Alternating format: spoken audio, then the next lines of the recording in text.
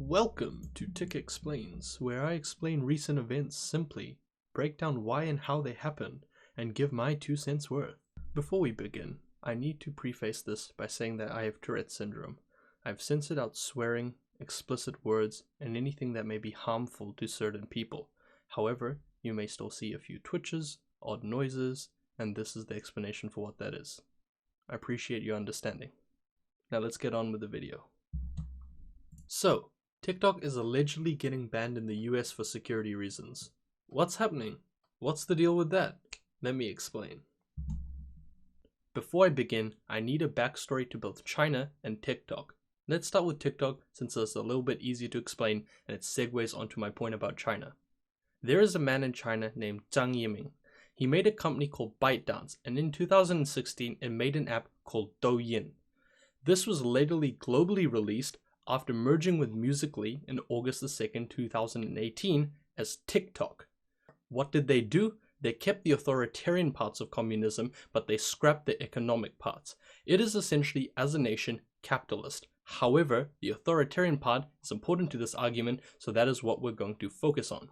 China has introduced a law that enables it to access all data from Chinese companies. For example, ByteDance, which owns TikTok.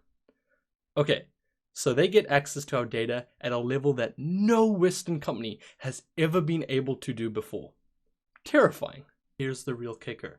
CEO Zhang Yiming issued a letter in 2018 stating that his company would further deepen cooperation with Communist Party of China authorities to promote their policies.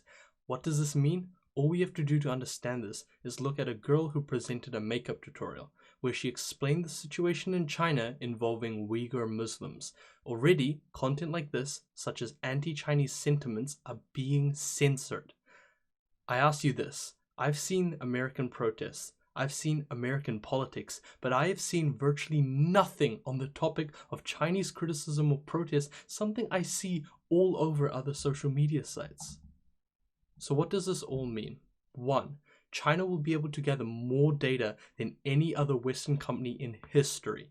This is a national security risk, and while no evidence exists that they've done this with TikTok, its monitoring of other social media sites like WeChat has shown they're willing to do so and have the means to do so, such as numerous cases of people getting arrested from private WeChat messages. Number 2. TikTok actively censors Chinese criticism and may already or may in the future boost pro-Chinese sentiments as propaganda. And number 3, while this seems like a cut and dry case, the US has never banned an app. Remember, the US is not China. They don't just ban apps because they don't like them. It's a democracy, and they need legitimate reasons to be able to ban something. Do you think this justifies a ban? Let me know in the comments. Now, I end with this note.